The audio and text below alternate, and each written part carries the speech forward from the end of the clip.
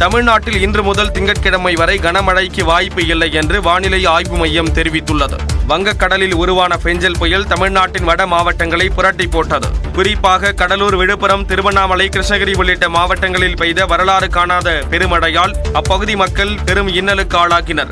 இந்நிலையில் ஆழ்ந்த காற்றழுத்த தாழ்வு பகுதியாக மாறிய பெஞ்சல் புயல் அரபிக்கடல் பக்கம் சென்றது.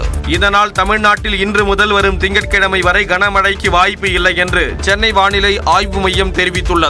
தமிழ்நாட்டின் ஓரிரு இடங்களிலும் புதுச்சேரி மற்றும் காரைக்காலில் மிதமான மழை இருக்கும் என்றும் வானிலை மையம் கணித்துள்ளது. கடலூர் மாவட்டத்தில் வெள்ள பாதிப்புகளை துணை முதலமைச்சர் உதயநிதி ஸ்டாலின் ஆய்வு செய்தார். கடலூரில் புயல் வெள்ளத்தால் பாதிக்கப்பட்ட மக்களுக்கு உதவி செய்யப்பட்டுள்ளதாக துணை முதலமைச்சர் உதயநிதி ஸ்டாலின் தெரிவித்தார். கடலூரில் வெள்ளத்தால் பாதிக்கப்பட்ட பகுதிகளை துணை முதலமைச்சர் உதயநிதி ஸ்டாலின் ஆய்வு செய்தார். நெல்லிக்குப்பம் சாலையில் உள்ள குமாரபுரம், கலைஞர் நகர் பகுதியில் குடியிருப்பு பகுதிகளை சூழ்ந்த வெள்ளத்தால் ஏற்பட்ட பாதிப்புகளை பார்வையிட்டு பொதுமக்களுக்கு நிவாரணப் பொருட்களை உதயநிதி ஸ்டாலின் வழங்கினார்.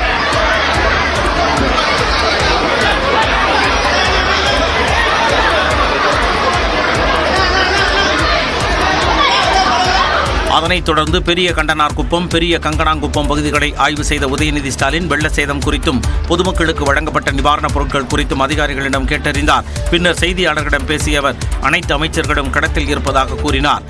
எல்லா இடத்துலையுமே முன்னெச்சரிக்கை ஏற்பாடுகள் செய்யப்பட்டிருக்கு. எல்லா இடத்துலையுமே முதலமைச்சர் உட்பட அனைத்து அமைச்சர்கள், மாவட்ட அமைச்சர்கள், பொறுப்பு அமைச்சர்கள், அரசு அதிகாரிகள் அனைவருமே களத்தில் இருந்தார்கள்.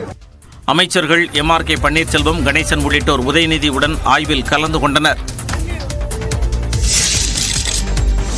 கடலூரில் கரையோர மக்களை நிவாரண முகாம்களுக்கு இரவோடு இரவாக அழைத்து வந்ததால் உயிர் சேதம் தவிர்க்கப்பட்டதாக உள்ளாட்சித்துறை செயலாளர் ககன்தீப் சிங் பேடி தெரிவித்தார்.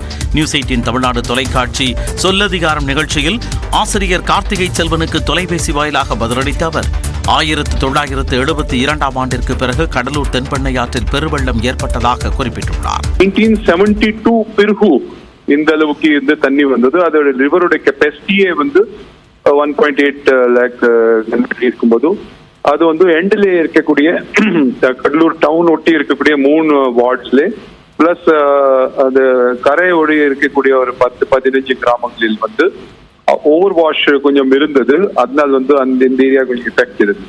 மின்சாரத்தால் ஏற்படும் உயிரிழப்புகளை தடுப்பதற்காகவே மின்சாரம் வழங்கப்படாமல் இருப்பதாகவும் படிப்படியாக கடலூரில் மின்சாரம் வழங்க நடவடிக்கை எடுத்து வருவதாகவும் ககன்தீப் சிங் பேடி தெரிவித்தார்.